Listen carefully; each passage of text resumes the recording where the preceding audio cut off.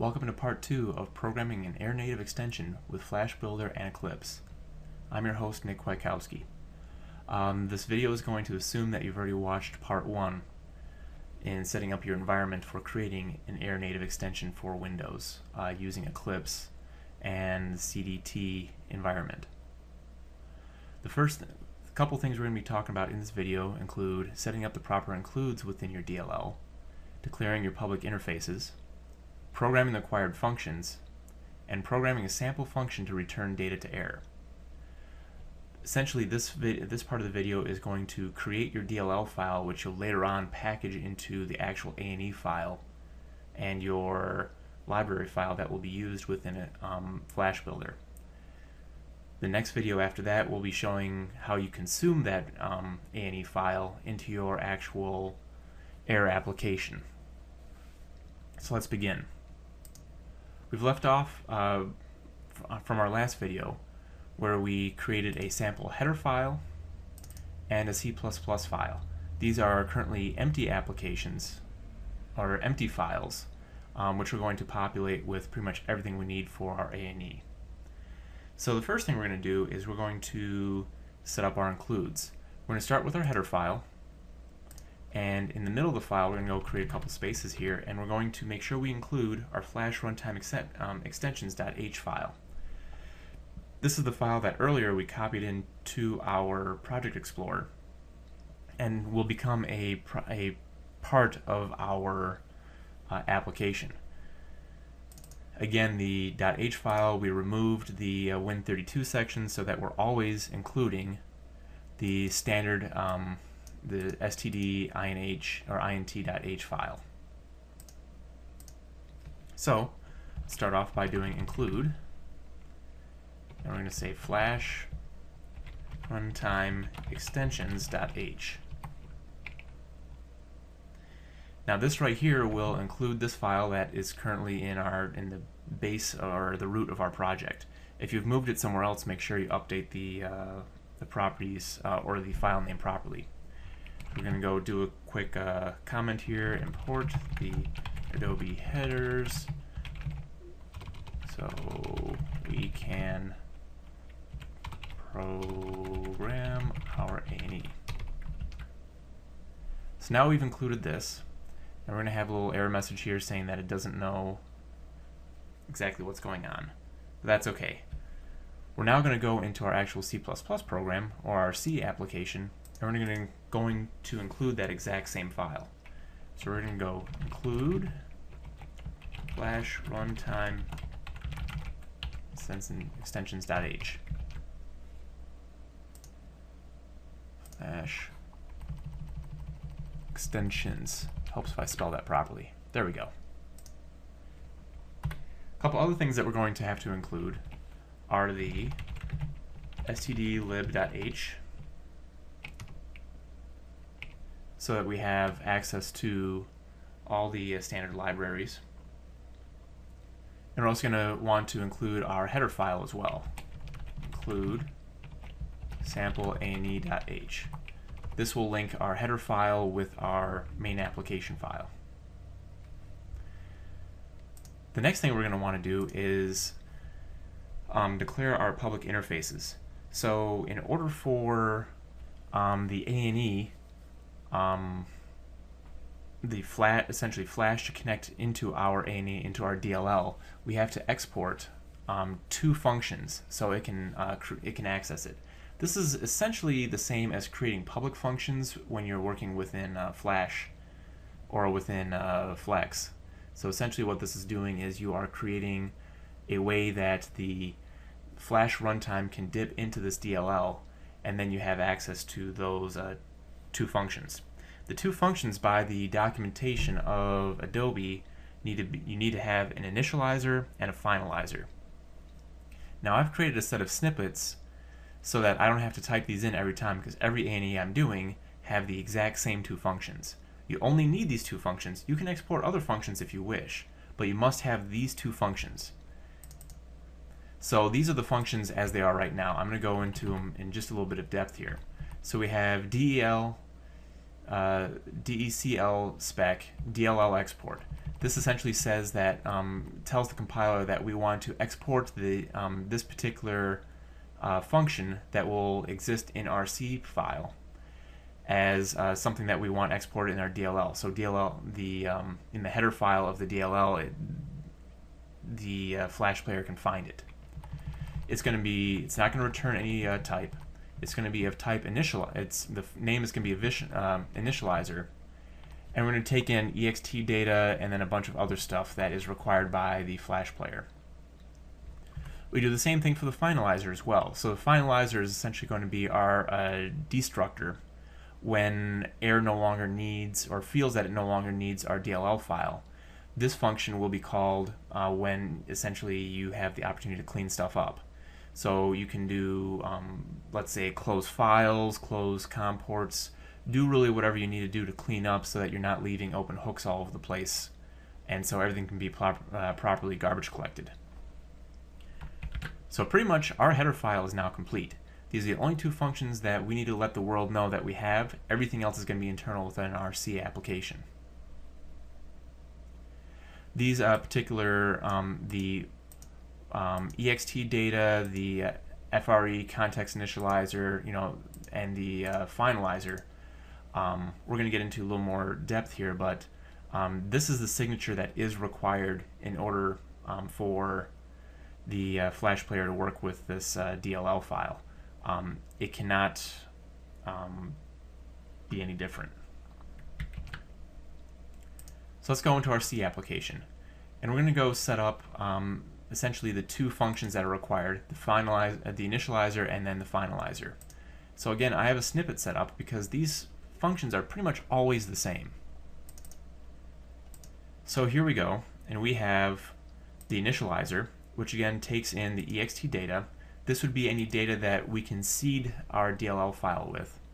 We then have an initializer, which comes in as a pointer, and then we have a finalizer that comes in as a pointer. So what this particular function is going to do is we are going to set that pointer to the dereferenced, essentially the dereferenced pointer to the initializer and then the finalizer. Let's leave it at that. So you've got the context initializer, which is essentially going to initialize the context. Essentially, it sets up everything within the context. And then we've got the finalizer. So when the DLL is initially created, it's going to call this initializer function. And then we're going to pass in, and we're going to tell it in memory how to get to this the context initializer, which we're going to talk about in just a moment, and how to get to in memory, how to get to the context finalizer. And then we have our finalizer our finalizer function. The finalizer function is a function which again returns nothing, or it returns nothing, and it is called when the DLL is destroyed in memory. So I don't really have to do for this sample application or this sample DLL. I don't have to do any cleanup really, because I'm not really opening any files or doing anything fancy like that. If I was really worried about that, that's something that I would have to take care of. So the context initializer, again, has a particular signature that we have to follow. It has, again, the ext data, which is the data that will seed that function. We have the ctx type, which is a parameter when you create the context within the ANE file, and we'll get into that I believe it's the third portion of the video series here. And then we're going to have the FRE context, which is the context itself, the number of functions that we're expecting, and then that we're essentially passing back, and then we have a number of, and then we're actually going to pass back references of the functions themselves. So in my snippet that I have here, I essentially I'm going to be setting up the ability for Flash or Air to call into two particular functions. One that I always have is called isSupported, and then I'm going to pass back some data with that, and then the other one that I have set up here would be function A. If I, let's say, needed to have 5 functions, or let's just say, for example, 3 functions that I'm going to be calling into, I can change the number of functions.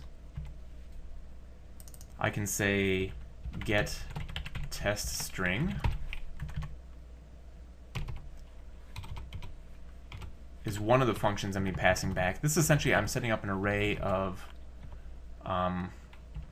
these guys here. So name equals constant. I'm passing back a string, and it's going to be named the third function I'm going to be using. Let's say get hello world.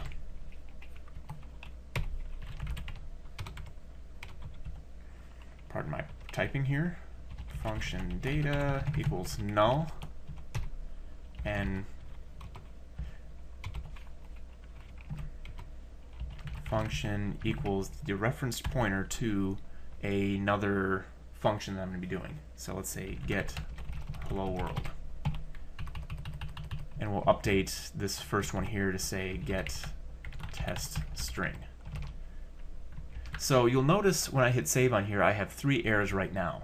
I've got an error that's saying that the symbol, or essentially the pointer to get test string, which is the function I'm going to be having, can't be found, is supported can't be found, and get hello world can't be found.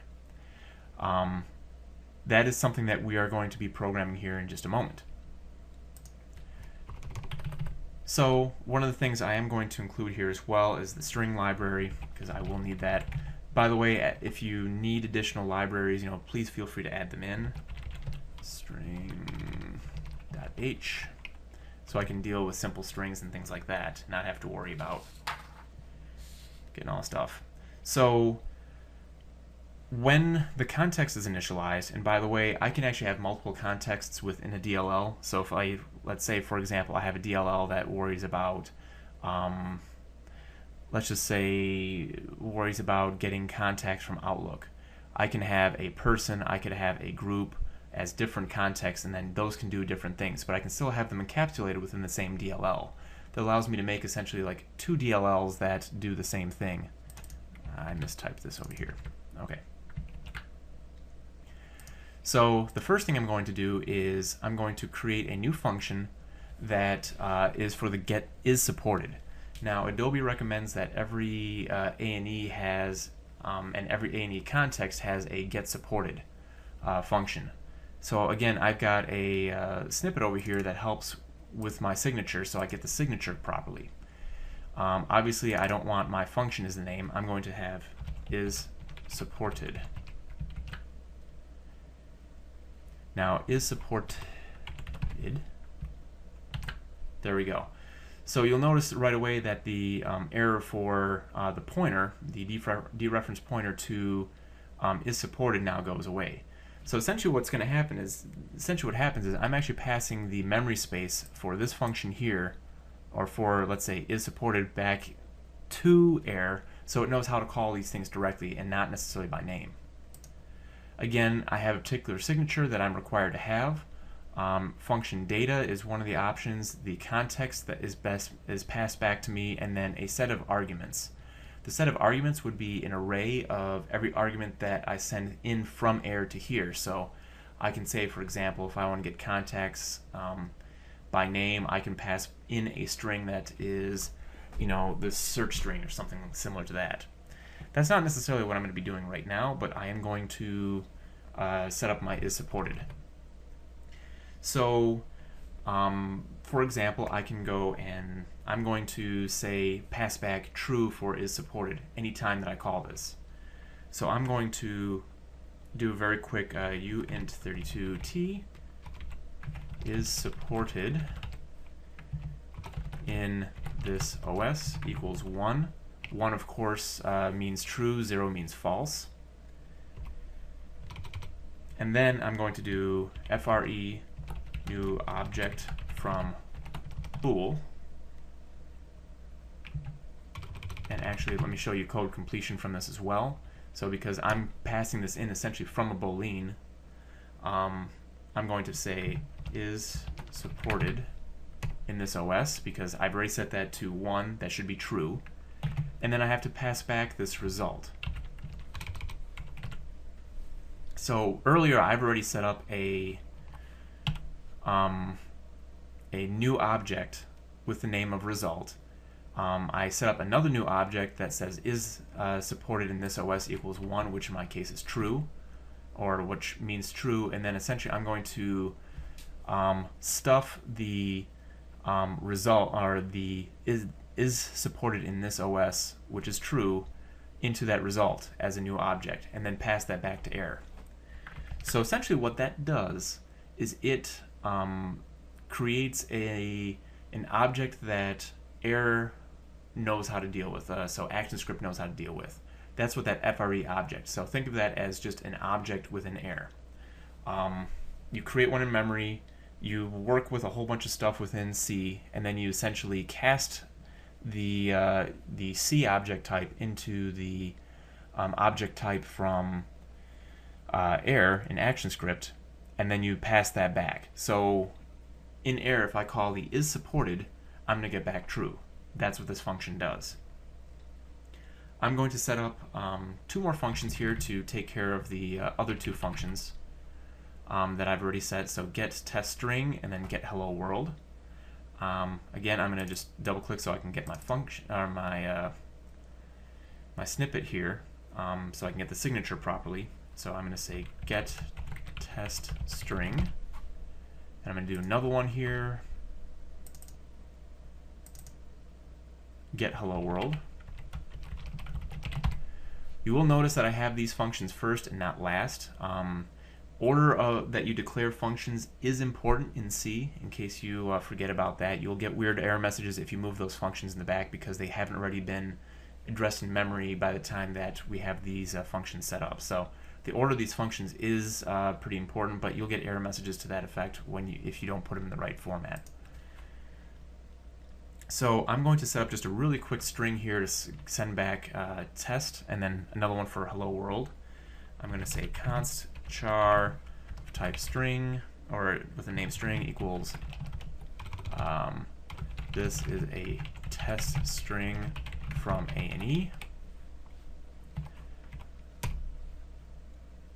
And then I'm going to do FRE new object from UTF-8, which essentially is a string, and I have to first pass back the length of that string. I'm going to do str_len to find out what the length of that string is. str plus 1. So one thing about string length is it will pass back the actual string length, but it won't actually pass back the null terminator of a string. That's a C++ thing. Unless you pass that back, things will get really screwed up. And then I'm going to pass back the string itself. Cast it as a constant u int 8, come on, t type pass back string, and then I'm going to stuff this into result. I'm essentially going to do the exact same thing for my hello world example. I'm just going to copy and paste for sake of time, and so you guys don't have to suffer through watching me program that again. I'm going to update my string here to say hello world.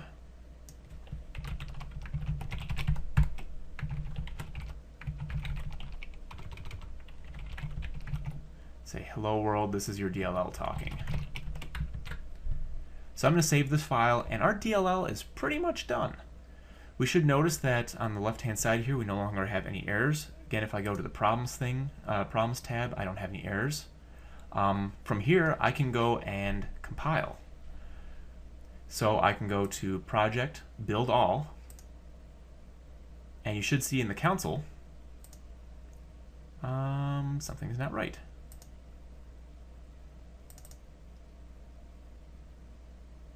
Oh, I do have an error. Save that. Let me go build this again. And you should see on the bottom down here that we now have a compiled application. It should have gone through and should be pretty quick for the sample for the sample DLL.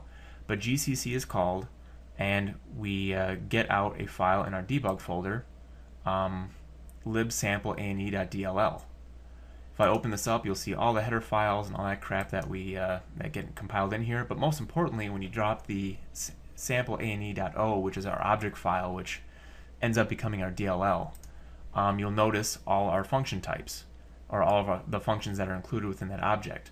Most important, you've got the finalizer, you've got the initializer. As long as those are in there, you should be all set. Of course, we'll want to create our release version of this DLL as well. The release version, so if we take a look at the actual DLL, I'm going to right click, go to properties just to find the file size. You'll notice it's about 60K. That's pretty heavy for this particular DLL because we're not really doing anything in it. That should be around 30K or so, or maybe 40K. Now, this is the debug version. It's got all the debug symbols in it and things like that. We're actually going to go and create our release version as well. So I can go to this little hammer thing over here and change this to release mode, and it's going to go build the release version of this DLL. Drop down, again I've got my sample, my object file. The sample should now be about 43K or so, which is a lot more reasonable for what we've done. We're of course including the strings, so we're dealing with strings, we're dealing with all the Flash stuff that's in there as well, and that's pretty much it. So this now concludes the video of everything we need to get our actual DLL out of this entire project. And of course, the next project is going to be building our library for Flash Builder, or within Flash Builder. Building the library is going to essentially be the harness that connects our air application to this DLL. So we're going to go do all the programming necessary for that, and then we're going to go and build that into the actual A&E. And then our final video will actually be how do you use this A&E within your project. I'm Nick Kwiatkowski, and I'll see you in the next video. Thank you.